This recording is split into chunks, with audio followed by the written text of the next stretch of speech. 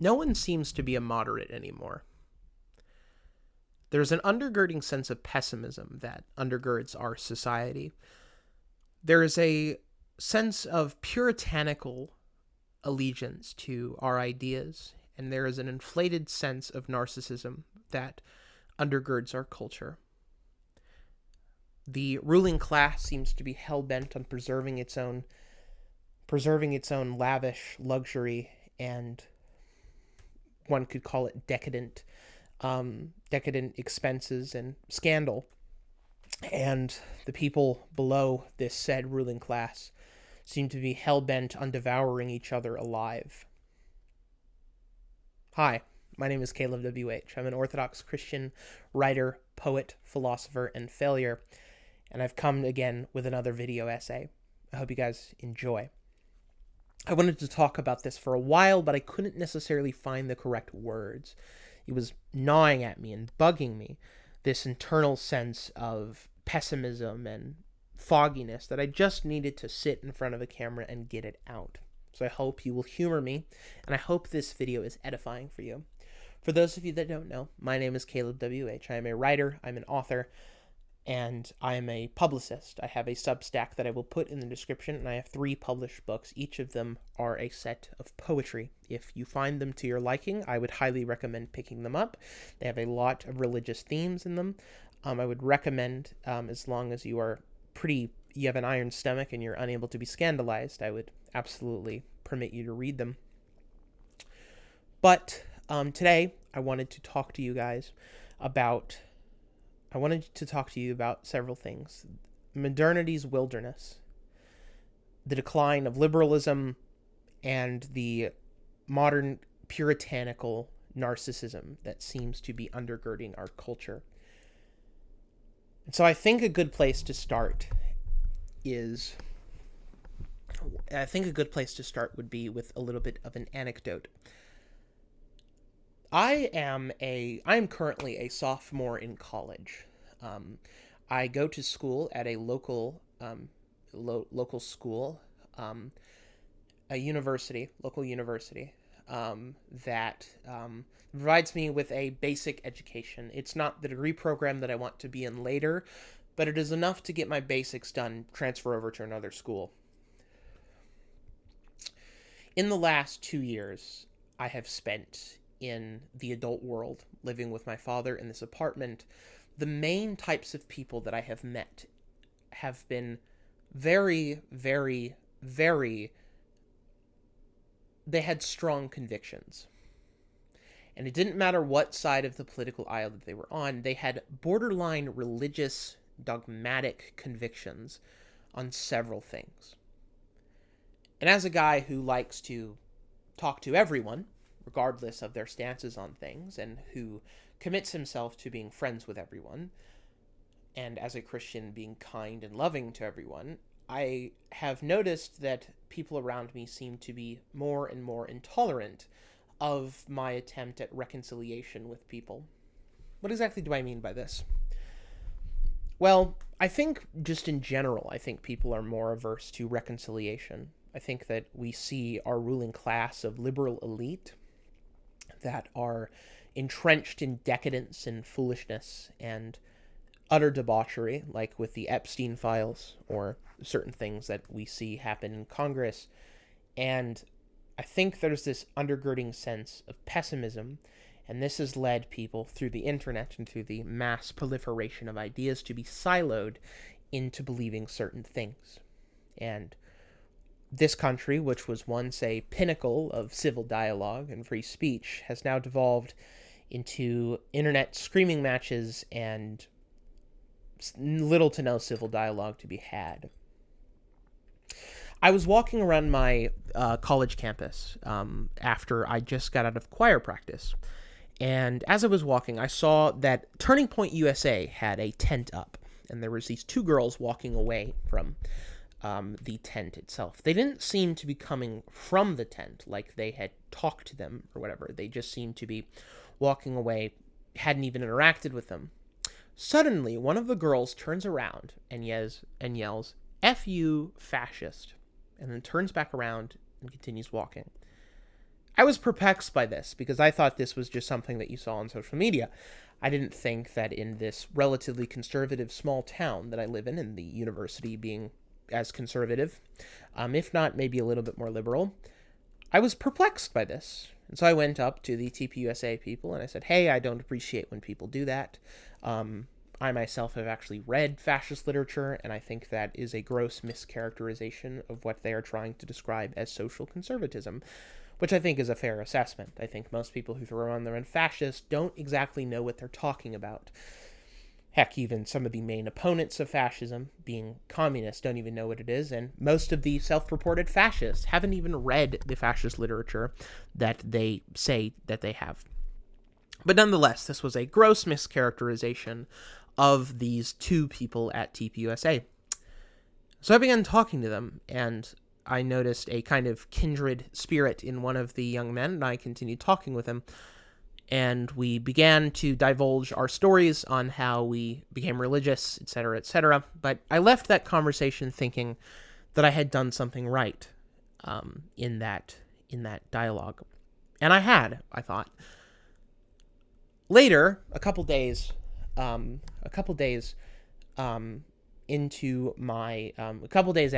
I was in a conversation with a group of right-wingers that I know about feminism, and I'll spare you the details, but they are less than enthused about that subject. It's not exactly... I won't necessarily talk about the substance of the argument, but what I will say is, as I was having this conversation, it hit me that most people that I know, that I talk to, are very immoderate people. People that are very intolerant of other people. People that are more puritanical and have strong convictions. Now, I typically like this type of person, but only if they're willing to work with somebody who is of a different belief system. I tend to like people with strong convictions. I hang around a bunch of them, but I think that the modern consensus, especially with our ruling class doing what it is that tolerance may be something that we need to reconsider. I've seen plenty of right-wing memes about how tolerance is not a virtue, and that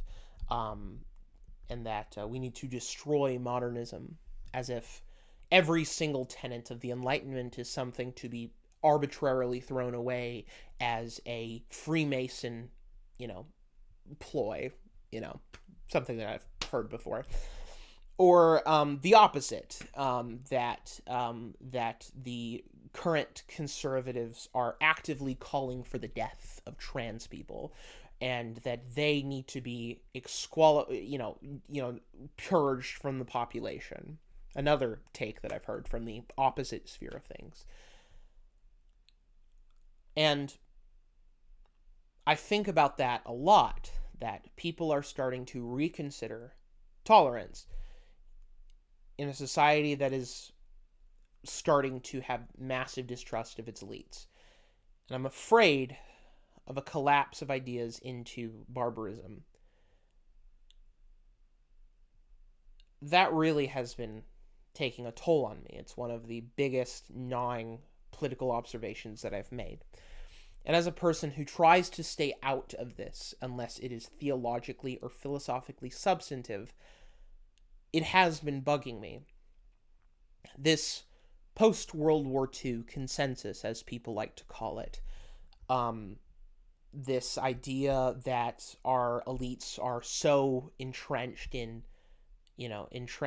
decadence and debauchery and sin that there's a massive reconsideration of ideology. Most Americans that I know hate this country.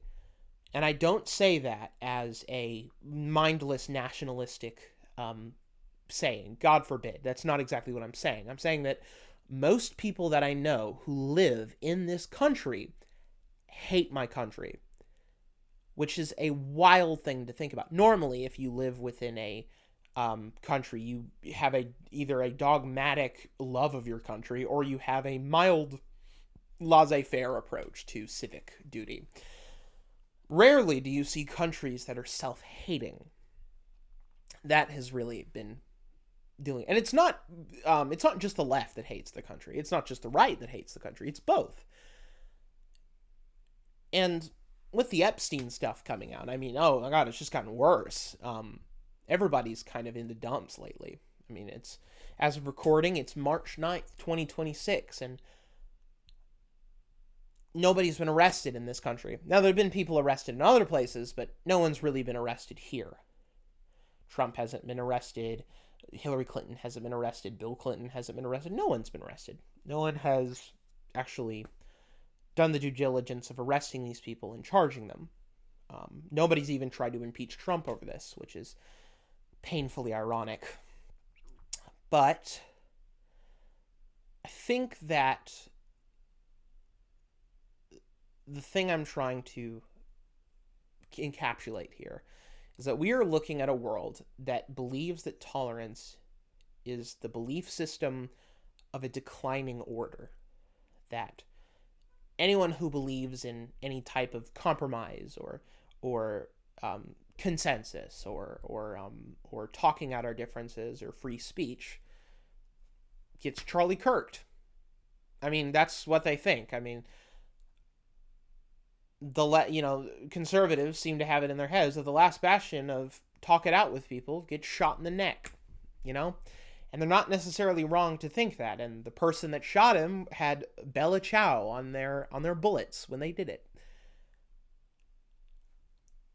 Out of every single person that I know who is religious and who, or at the very least has strong personal, political, philosophical, or religious convictions, I feel like the only one who is still maintaining, who is still in the firm camp of,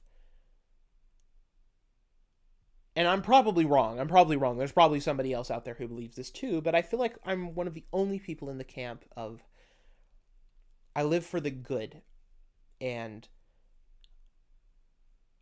I want to learn as much as I can from you so that I can extract the good from it. And you are welcome at my table. You are welcome to speak with me. You're welcome to be my friend. I'm not going to shun you for being of a different belief system, but that way of thinking seems to be eroding.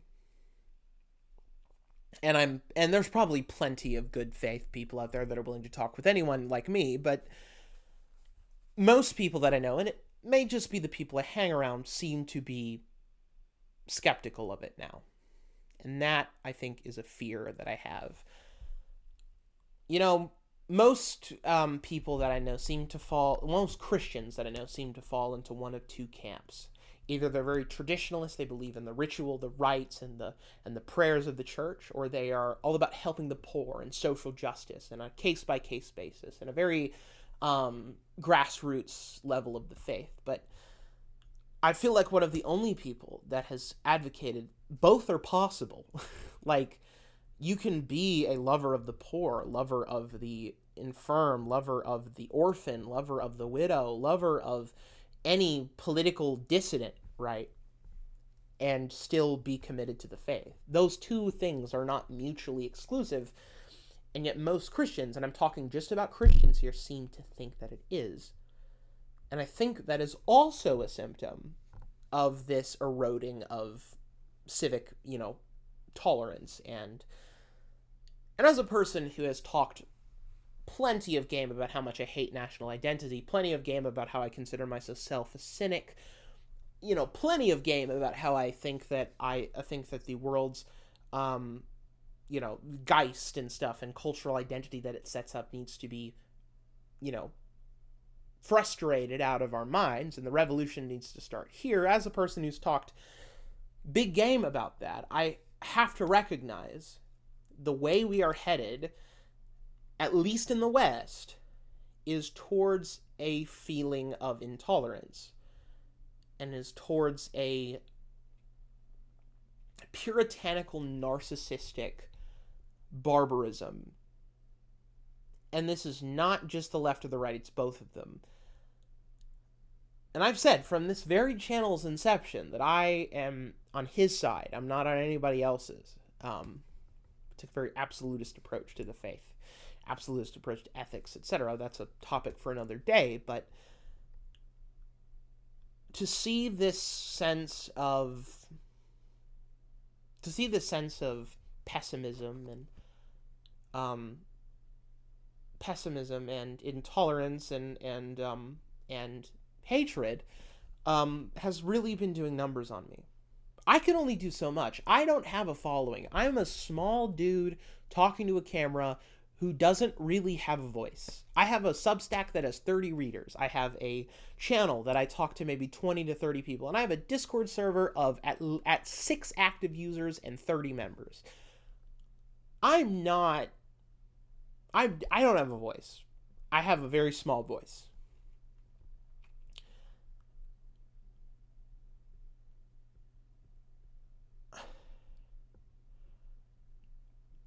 But it seems like everyone else, or not everyone else, but a large portion of people seem to believe that tolerance is the virtue of a dying order.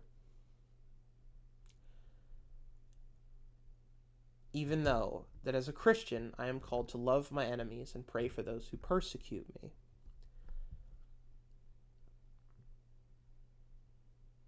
My problem isn't necessarily with the social marginalization that I receive from people who think more dogmatically than me. If anything, I have met more people that are willing to talk it out with me, but from a sense of condescension. But it seems to me that we live in a world of Arthur Schopenhauer's. If any of you get that joke. We live in a world of Arthur Schopenhauer's, and what we need is a Kierkegaard. What we need is a Nietzsche, in some cases. Nietzsche sometimes teeters on the line of nihilism, but I know he's not actually a nihilist, he's an existentialist.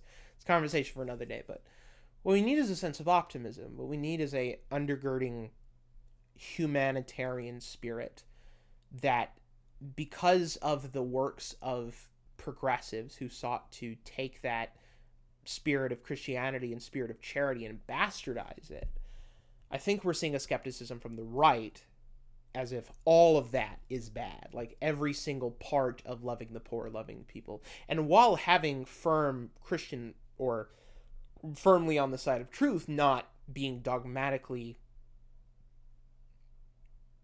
against, everything else. This has been bugging me. I mean, I know several people from different parts of the world who are the most right-leaning people I know, people who think that, and I won't name names, I love these people, and these people are my good friends, but people that believe feminism, like just even first-wave feminism, like the most basic, nondescript version of feminism is a bad thing. People who think that the entire world is, there is a globalist Jewish cabal. I know people who believe that liberalism is a threat to our order. And while we can talk about the metaphysics of liberalism and why I do think that there's something to critique, to throw out every single ideal that we have set up that people have bled and died for is nothing but a caricature of people who sought to undermine God and his church or undermine actual civic duty and honor and tradition is stupid. It's such a backwards characterization of this philosophy. And just as I wouldn't want somebody to bastardize my cynical Christian outlook on things, I don't want to do that to them. If that may, and I don't want to do that to anybody. I don't want to do that to the fascists. I don't want to do that to communists. I don't want to do that with anyone. But I think we may be reaching a state in the world where that might be the modus operandi that most people are running on. And that's scary. It's really scary. And while I have no voice, while I am just a backwoods writer from Texas, while I am just a fat white guy from Texas who writes his little Christian homilies and devotionals, I will remain committed. Me and my lowly self will remain committed to living for the truth. I don't care about social pressure or any spooks like that, right? I can't say that there will be a lot of people that hold my position on this, because they will associate that idea of balance and toleration and, tolerating people and living the Christian life as liberalism, and they will try to bastardize Christianity into being something that it isn't. If they're Christian, or if they're progressive, they'll just associate Christianity with the ruling class of elites, and I think that's also a gross mischaracterization. I can't do much. What I can do is make this video and implore you to reconsider some things, reconsider some ideals that you want to keep, some ideals that you want to throw away, and some ideals that you think that you will hold close to your heart. I know that I'm a Christian. I have a near unwavering sensibility that I am Christian. I, of course, have doubts. I, of course, try to base my faith on reason rather than just mild superstition. But I am a Christian. And I can write. I can treat people with dignity that I hang out with. Even as vulgar as I sometimes am with the significant people in my life, and as vulgar as I sometimes act with people, I can still do something. And so I want to comfort the 1 or 2 viewers that are watching this who consider themselves to be Christians. No, the communists aren't coming from your toothbrush. No, the globalist Jewish cabal isn't going to come and steal your family from you. Like, that's not happening. But there will be people, I think, that seek to mischaracterize other people and other ideas for the sake of their own either selfish gain or puritanical ideological sensibilities. And I think the day is coming where we will live in a divided world, in a very, very divided world. And maybe I'm crazy. Maybe I'm just a writer. Maybe I'm just a poet, philosopher, and failure. Maybe that's probably true. And I make this video hoping that it isn't true, but if a world like that comes, and Jesus doesn't just come kick down the door with an AK-47 and save us all, I think we are coming to an age of division. If you liked this commentary, and if you thought that it was substantive, and I'm not saying this to be your YouTuber, like and subscribe. You can do that if you want. I'm not in the business of forcing people. But do consider checking out my Substack, checking out The Wretched Psalter if you like poetry, and if you like short stories, checking out Oedipus and the Gorgon and Stadius and Saint La Mort. I will put the links for those books in the description. And I hope that you enjoyed this commentary on the decline of liberalism and ideological Puritanism. Thank you guys so much for watching, and God bless you. In the name of the Father, Son, and the Holy Spirit. Amen.